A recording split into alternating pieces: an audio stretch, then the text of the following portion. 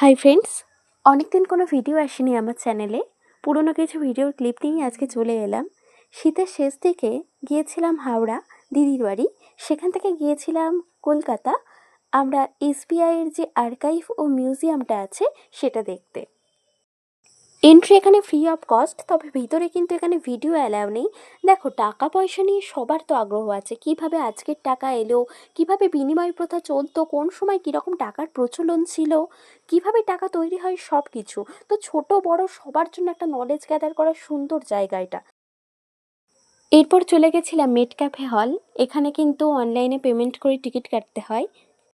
এক রাশ খোলা চিঠির সম্ভার নিয়ে কলকাতার হাতে টানা রিক্সা যেমন এখানে সংরক্ষিত হয়েছে, তেমনি বাঙালির ইমোশনের সঙ্গে জড়িয়ে থাকা বিভিন্ন কালজয়ী বই, মুহূর্ত এবং বিশিষ্ট ব্যক্তিবর্গের ছবিগুলি মন ছুঁয়ে যাচ্ছে। বাঙালির নিজস্ব সংস্কৃতি, কলকাতার নিজস্ব ঐতিহ্যের মেলবন্ধন এখানে যে কোনো মানুষকে নিয়ে গিয়ে নস্টালজিয়া করে দেবে।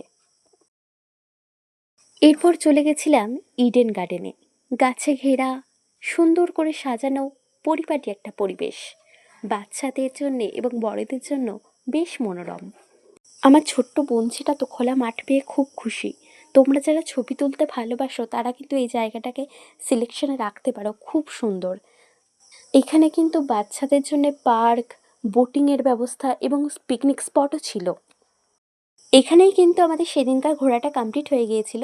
তারপর আমরা হাওড়া ফিরেছিলাম গঙ্গার তলা দিয়ে মেট্রো করে। এটা কিন্তু আমার ফার্স্ট এক্সপিরিয়েন্স ছিল, খুব সুন্দর।